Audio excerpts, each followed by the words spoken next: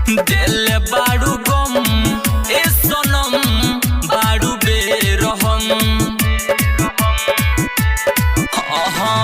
दिल बाड़ू गम ए सनम बाड़ू बेरहम जियतानी घुट के हम तो बाते न केहू अलम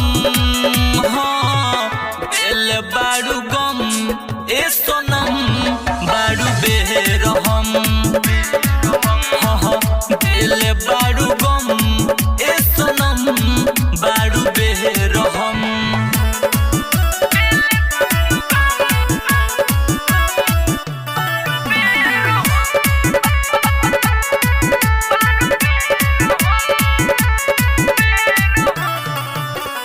कोई देलू दिला हमार खोखा हो तोड़े गलू सगर भरोसा हो डॉक्टर हकीम सब देखायनी दिल बाड़ू ऐसा न बोझा हो। अरे दादा हो क्या भइल कोई देलू दिला हमार खोखा हो तोड़े गलू सगर भरोसा हो डॉक्टर हकीम सब देखायनी दिल बाड़ू ऐसा न बोझा हो। हंसत खेलत हमरो जिंदगी के कोई के तू गइलू खत्म दिल बाड़ू गम ए सनम बाड़ू बेरहम दिल बाड़ू गम ए सनम बाड़ू बेरहम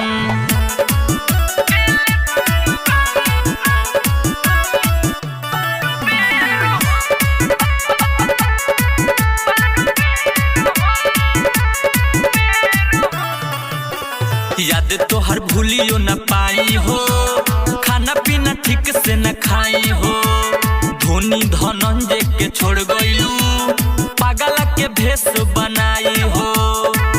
अरे दादा हो तू ही क्या कइलू याद तो हर भूलियो न पाई हो खाना पीना ठीक से न खाई हो धोनी धनंजय के छोड़ गइलू पागल के भेष बनाई हो। दीपक के दिल बाड़ू ऐसन भरम दिल बाड़ू गम ए सनम बाड़ू बेरहम दिल बाड़ू गम ए सनम बाड़ू बेरहम। अरे दादा हो।